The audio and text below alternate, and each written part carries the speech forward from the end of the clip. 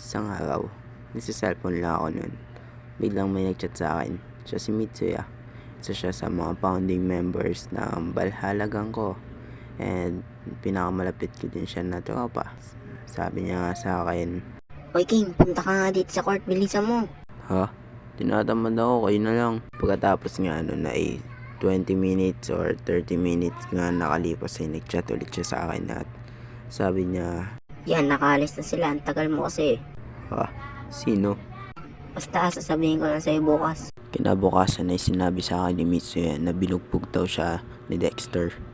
So, hahayaan ko ba yon na binugbog ang isang founding member ng Valhalla at pinakamalupit na tropa ko? Syempre hindi.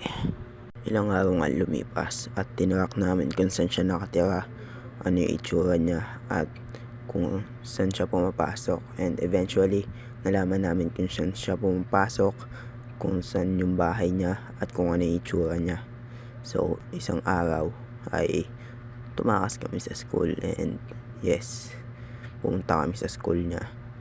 Tanghalian na nito, kaya hindi namin siya makita. Nagtanong kami dun sa kakilala namin and sabi niya umuwi daw yun sa bahay nila. So sinamahan kami nun ng mga tropa niya na pumunta sa bahay nila.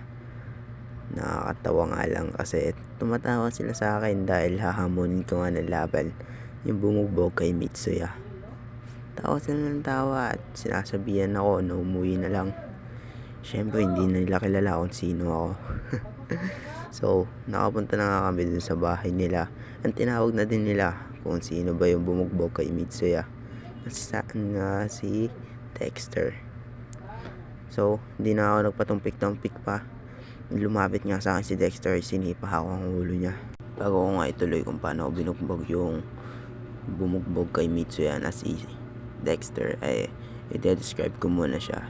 So siya ay yun na po, isa siyang grade 6. Well, tumigil lang siya sa pag-aaral and halos wala namang pinagkaiba sa katawan namin.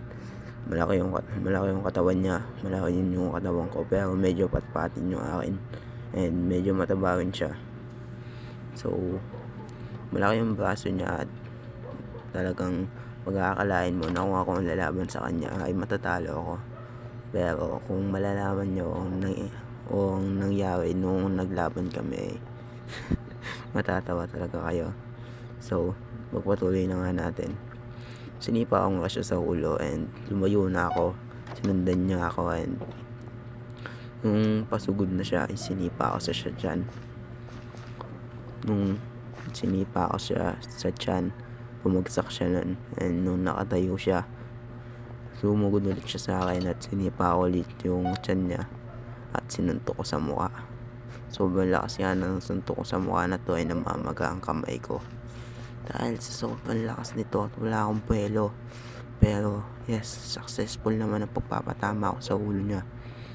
Kasi ilang beses ko pa siya sinipa hanggang sa ma-out balance ako. Kung na-out balance nga ako at natumba kami parehas, nakatayo kami, tumigil na ang laban. Hindi ko rin alam kung bakit. Pero kung nandun sana si Mitsuya, baka hindi ako tumigil. Kasi meron akong kadiliman sa sarili ko na hindi ko makontrol kapag sobrang galit ako. In short, lumaban ako noon nang walang galit. Pure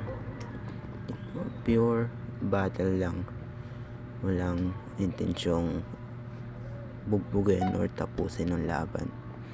Well, kung galit na ako nun, baka pinatay ko na yun. So pag-usapan muna natin bago kami maglaban kung ano nga ba nangyari bago kami maglaban or paano kami makakapunta dun sa bahay nila. So nung nandun nga kami sa pinapasukan niyang school ay nakita namin yung mga barkada niya at sinabi namin kung nasan ba si Dexter. Sabi nila ay wala at nasa bahay nila. Nung sinabi yung lalabanan nga namin ay tumawa lang sila. Well, konti lang naman ang nakakalam ng tunay kong lakas. Kung yung mga nakalaban at dinurog ko nagang, at syempre yung mga tropa ko at mga founding members ng Valhalla. And yun, dahil nga wala siya doon sa pinapasukan nilang school ay nag-decide na lang kami na bumalik sa school. Pero wait, di pa yun tapos dahil nagyabang pa yung mga tropa niya. Doon namin nalaman na malapit na pala yung bahay nung bumugbog kay Mitsuya sa school namin. And yeah, di mo naman kailangan maging matalino para malaman to. Pero yes, binugbog ko siya sa harapan ng bahay nila. Siya nga pala ang pinakasiga dun sa school nila. And siya din ang hari dun. Pero dahil natalo ko siya, ako na ang hari dun. And teritoryo ko na.